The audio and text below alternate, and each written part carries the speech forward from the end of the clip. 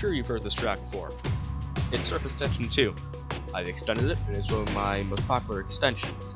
But what makes it so important to the fact that it gets its own video that was supposed to come out last month?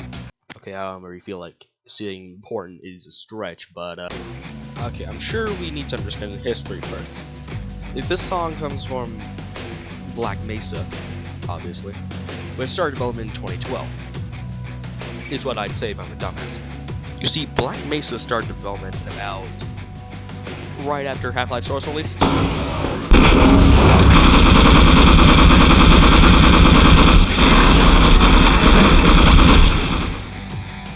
Now, my basic understanding of this story is that Half-Life Source was working better at least than it does now. People were so disappointed because it's Half-Life Source.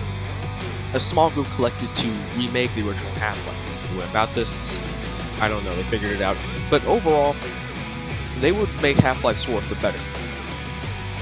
And this would go through a couple teams before ending up as Black Mesa 2012. And then we overall got destroyed. Just watch the documentary, you lazy bastard. I'm not here to explain it all to you like it's a fucking mom.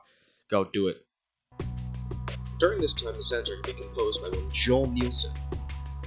And he would later create Surface Tension Uncut as the mod would be made. But again, that's not important now. What is important is how he went about making it. For one, it has a lot of similarities to the original Hazardous Environments, or Valve Theme Extended, as you probably know it. Then again, Valve Theme Extended sounds kind of stupid, I'll just call it Hazardous Environments. Either way, this song has a lot of similarities to Hazardous Environments. And the way I know this, I'm not sure how I came across it, but someone would create a mashup. This one person, Stalker ZHT, and I guess uploaded by CS Pro, of whom you probably know for some of the mods below. Now, that's not to take away credit from the video and get you to watch the whole thing, because it's a masterpiece. I'm only going to be playing about the first 20 seconds of it, 20, 15 seconds, so you can understand where I'm coming from here.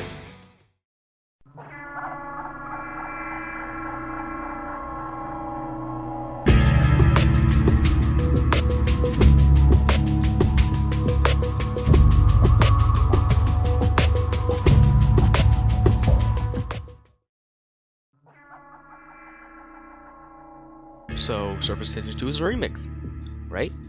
Well, no. Surface Tension 2 is about 2 minutes long, while Hazardous Environments only comes in a good minute and 24 seconds. So, remix and long, right? Well, no. You see, Surface Tension 2 actually is faster than Hazardous Environments.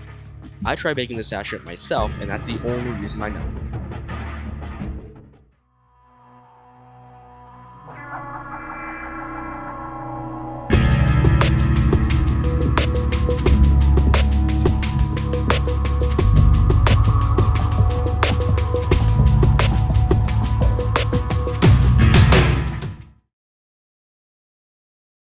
Now, obviously, this is not important in this list.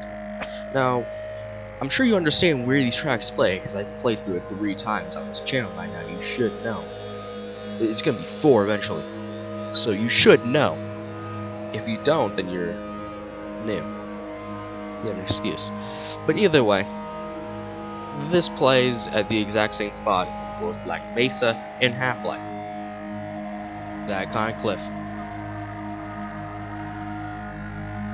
Now both of these follow the same basic structure. Player goes down, fights this dude, has the option to go down again, or can continue on, like I do here. I do a stupid. But you're allowed to pretty much do whatever you want. Black Mesa increases the scale heavily. Like, heavily. This cliff is far larger than it ever could possibly be in Half-Life 1. The engine just can't understand it or take anything this magnitude. It is what makes this game a miracle, effectively. But anyway, player will continue on until finding this little ditch here, which has, of course, also been expanded in Black Mesa, and is where player will go down this iconic pipe, which is again made far larger in Black Mesa. Player will fight these dudes. There's also more soldiers, but that's just the basics of Black Mesa. Welcome to Black Mesa. The main general gist of the sequence that the player will fight their way to here. In Black Mesa, there's health chargers, but the player will slide down the pipe, go ahead and fight some soldiers, and then make it over to the rocket launcher area. After fighting way more soldiers than were ever in the original Half-Life section, the player is pretty much forced to get the rocket launcher, as there's a giant rock in the way compared to the original Half-Life, where you can just use the Tau cannon to fight the original Apache that comes his way. Black Mesa also gives the rocket launcher a more proper introduction than Half-Life. Either way, the player leaves, and an Apache comes, the same one you fought in that dam where Super Extension 1 played, and in Half-Life nothing played. It goes down and got 3 rockets on normal mode, the default mode for Black Mesa, and also easy mode, technically. The Apache, as you can see, dies and explodes the rock so you can continue on. Black Mesa also adds another Hound Eye spawn, along with a little parkour segment that you can die on. If you allow this platform to fall, then maybe don't put some cool scenery out in the background. No, it usually doesn't go over well. Black Mesa also happens to keep the little head crab in the vent, or pipe, which I failed to properly get to, fall. I shot him. That's why I failed. Either way, you continue on the pipe, and that's where the cliff segment ends. At least for Black Mesa. We're going to talk about the original Half-Life version now. As you can see, we started the original pipe. Yet Black Mesa removed this sentry right here. Probably better reasons. Along with the fact that you can visibly see a soldier there. That came with the enhanced sense of scale. Again, everything came with an enhanced sense of scale. Black Mesa added a lot of soldiers that Half-Life just probably couldn't take. Along with a skybox. But this is also something that Black Mesa kept. You see that little area down there with the bridge? Yeah, that's a lesser known path. And this is why. Who's seeing that? Who's seeing unless you actively search for it? No one. That's it. Now down here you can find a little charger thing. Now in Black Mesa, this area was kept mostly the same. Well, the path was at least.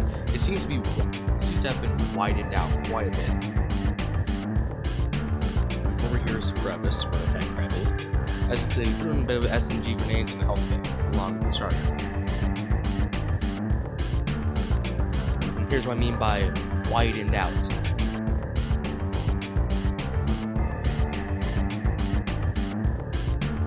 And we're happy that Black Mesa kept the changes. So they did make it a lot bigger, which came with a lot of the game as well. But as you can see, they added soldiers here, more than was the original Half-Life, along with keeping the bridge.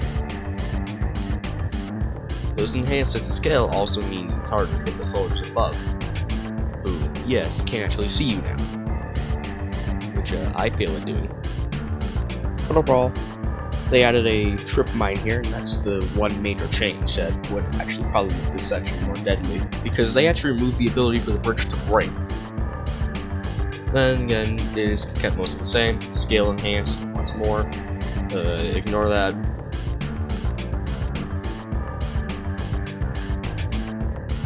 Overall, that's all you need to know about the track, and its surrounding, Hammer Magnus. I honestly don't know how they made that. But overall, Joel Nielson did a pretty good job with the track, and it's actually one of my favorites from the Black Mesa OST. Aside from some of the Zen tracks and, On a Rail, and it's up there in the top 5 at least. Overall, good job, Joel. And that's all I have to say about this track. I will never do another video like this again, because this is the most used piece of knowledge I know, and I don't know if people like it. Besides, would Joel really do it twice? Would he really remix and make a song faster, longer, twice? Only song I'm willing to accept that for is On Round 1. But even then, that's a stretch. But anyway, adios, mi amigos.